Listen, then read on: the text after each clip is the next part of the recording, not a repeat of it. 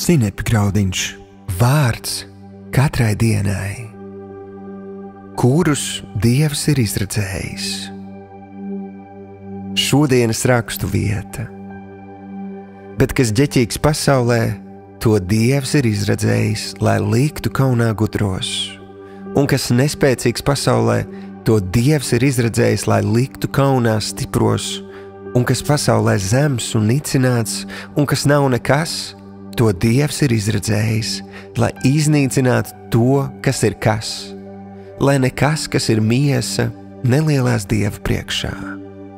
1. Korintiešiem 1. nodaļa, 27. līdz 29. pants. Šodienas pārdomas. Mācītājs Andrew Womaks joko, ka viņa māte, ieraugot dēla pirmo grāmatu, esot teikusi: Tu to nevarēji uzrakstīt, tu neesi tik gudrs. Uz to Andrew esot atbildējis: Jā, es neesmu pats asākais nazas atvilknē, bet es visu spēju Jēzus spēkā, jo viņš dara mani stipru.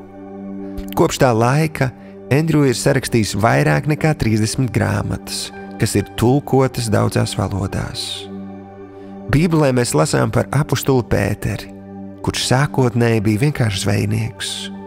Diez vai Pēters spēja iedomāties, ka varētu kvalificēties Jēzus īpašajai komandai. Nemaz nerunājot par to, ka par viņa paveikto tiks runāts vēl 1000 gadu.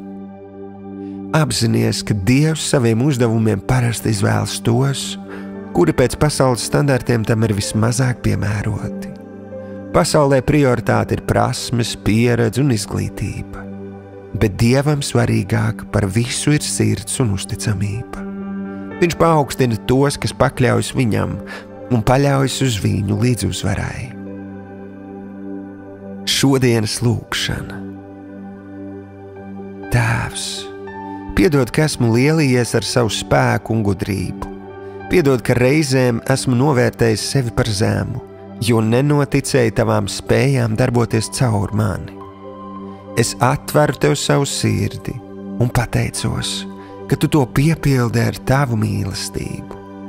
Patiesi, kopā ar tevi es spēju paveikt varenas lietas.